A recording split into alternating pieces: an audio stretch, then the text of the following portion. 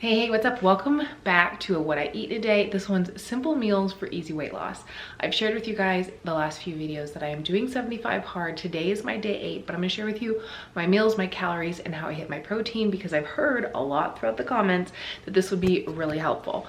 Do me a huge favor, smash the thumbs up, subscribe if you're not already, and let's jump into what I had for meal number 1.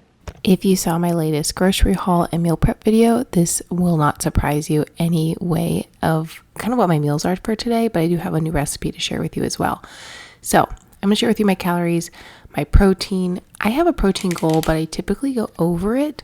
So my calorie goal every single day is 1750. Ideally, I like to hit 160 grams of protein a day. This day, I was at 173, so just a little bit over.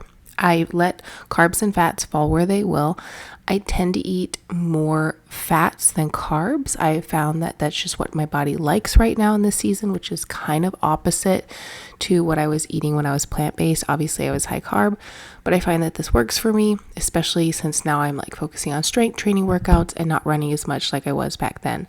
I also love protein bars. The wafer bars are my absolute favorite. Fit Crunch, Power Crunch. I just tried the My Protein wafers, super good. The wafer bar you just saw was actually going to go on top of this yogurt bowl, but I had to run out the door really quick and I knew I wasn't going to be back for a while. So my strategy is to kind of, once I break my fast, which is usually between like 10 a.m. and noon, is to eat every couple of hours. I find that's the best thing for my blood sugar. It's the best thing for me to stay energized. I've had a few blood sugar issues in my postpartum era. Haven't had them in a while, but I think they just kind of scared me, and I try to make sure that I always have adequate food coming in, and I find that protein and fats are the best thing to keep my blood sugar balanced. So that wafer was supposed to go on top of this protein yogurt bowl, but it didn't. Obviously, I'm drinking my water. I'm drinking a gallon a day, and then I decided to make these cookies. I have made them at work with the ingredients that were shown in the recipe that I'll share with you here in a little bit, but at home I wanted to make them, but I didn't have all the exact ingredients, so I just kind of did what I could. Basically, in a nutshell, it's banana bread in cookie form. But as you know, I love to use the Kodiak cake baking mix, like the pancake and waffle mix. I love it so much, but we were really short on it, so I didn't have enough. So I substituted that for flour along with oat flour, since that's what I personally do for my banana bread. I just forgot to pull it out of the pantry, so you're going to see that pancake waffle mix in a little bit. But it's not the Kodiak one, it's just the one from Walmart. While I'm making these cookies, I thought I would kind of explain to you how I came up with my calories, because I have gotten questions, and yes, that's a shell. I have gotten questions in the comments in the last few days. How'd you come up with your calories? I've had people reach out to me on Instagram.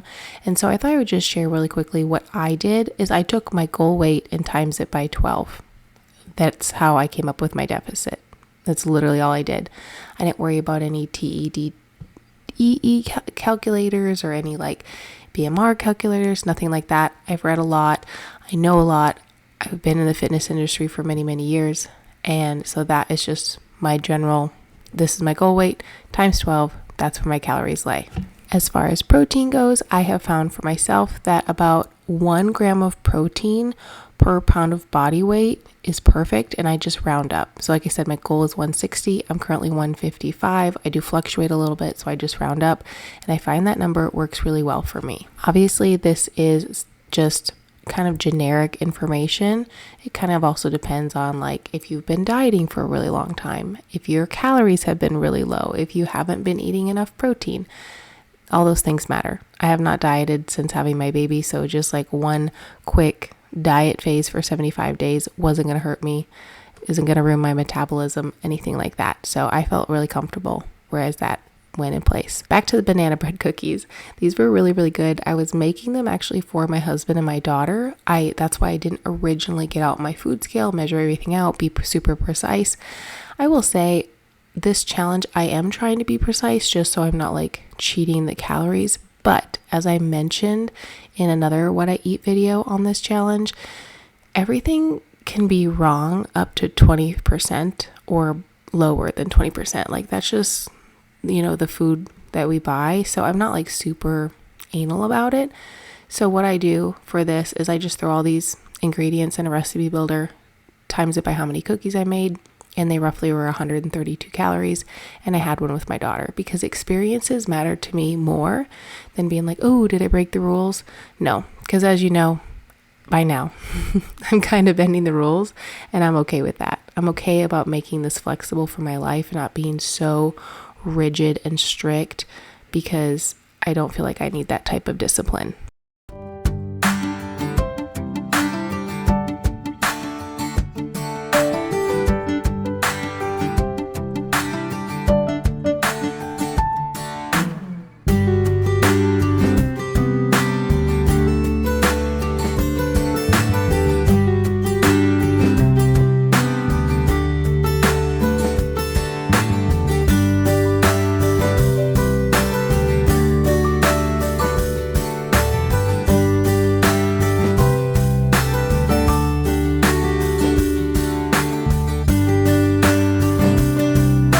I wanted to tell you really quickly how I store these. So I just have like a big, I call these Tupperware. They're like Rubbermaid.